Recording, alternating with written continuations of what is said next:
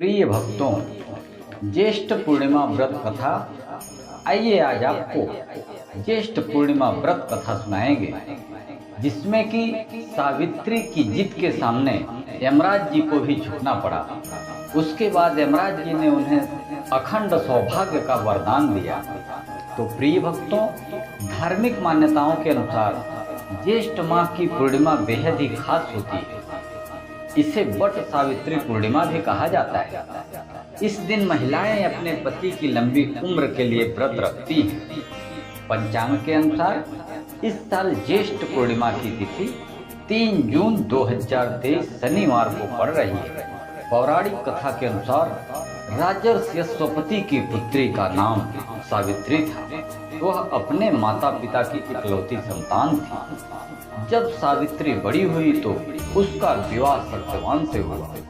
तब नारद जी ने अश्वपति को सत्यवान के अल्पायु होने के बारे में बताया। उन्होंने कहा कि वह विवाह के 1 साल बाद मृत्यु को प्राप्त हो जाएगा। सावित्री अपने ससुराल पहुंचते ही सास ससुर की सेवा करने लगी। समय बीतता चला गया। नारद मुनि ने पहले ही सत्यवान की मृत्यु के दिन के बारे में बता दिया।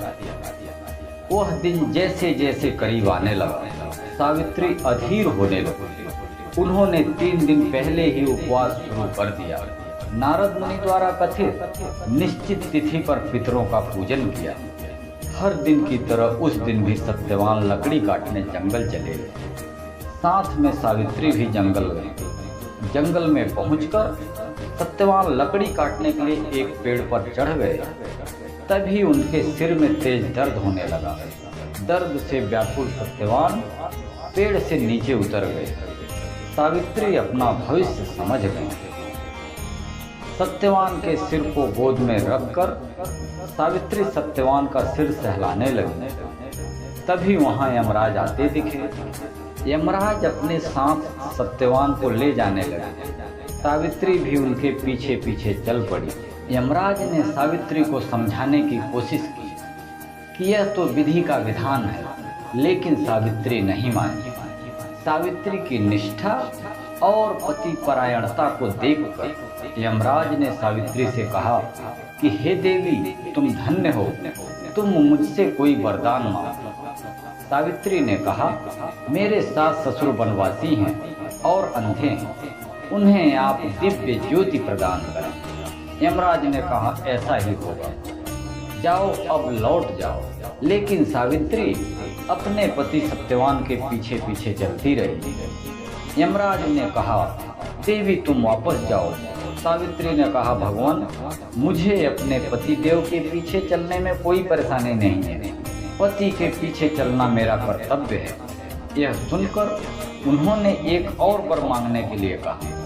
तब सावित्री बोली, हमारे ससुर का राज्य छिन गया है, उसे पुनः वापस दिला देंगे। यमराज जी ने सावित्री को यह वरदान भी दे दिया और कहा, अब तुम लौट जाओ।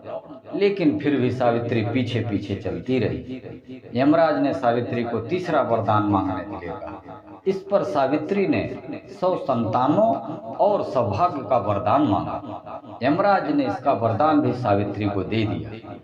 सावित्री ने यमराज से कहा कि प्रभु, मैं एक पतिव्रता पत्नी हूँ और आपने मुझे पुत्रवती होने का आशीर्वाद दिया है। यह सुनकर यमराज को सत्यवान के प्राण छोड़ने पड़े। यमराज अंतर्ध्यान हो गए और सावित्री उसी वट वृक्ष के पास आ गई जहाँ उसके पति का मृत शरीर पड़ा हुआ था। सत्यवान जीवंत हो गया और दोनों खुशी खुशी अपने राज्य की ओर चल पड़े। दोनों जब घर पहुंचे तो देखा कि माता पिता को दिव्य ज्योति प्राप्त हो गई है। इस प्रकार सावित्री सत्यवान चिरकाल तक राज्य सुख भोगते रहे। अतः पतिव्रता सावित्री के अनुरूप ही प्रथम अपने सास ससुर का उचित पूजन करने के साथ ही अन्य विधियों को प्रारंभ करें। वट सावित्री व्रत करने और इस कथा को सुनने से उपवासक के वैवाहिक जीवन या जीवन साथी की आयु पर किसी प्रकार का कोई संकट आया भी तो वह टल जाता है। तो इस प्रकार से यह वट सावित्री पूर्णिमा व्रत कथा है, जिसमें कि सावित्री की पतिव्रता के बारे में बताया गया है। सावित्री ने अपने पतिव्रता से यमराज जी को भी झुकने पर मजबूर कर दिया। प्रिय भक्तों, इसी के साथ वीडियो समाप्त करते हैं। अगर आप चैनल पर नए हैं तो प्लीज चैनल को सब्सक्राइब कर लीजिएगा, वीडियो को लाइक कीजिएगा, बेल आइकन को प्रेस कीजिएगा।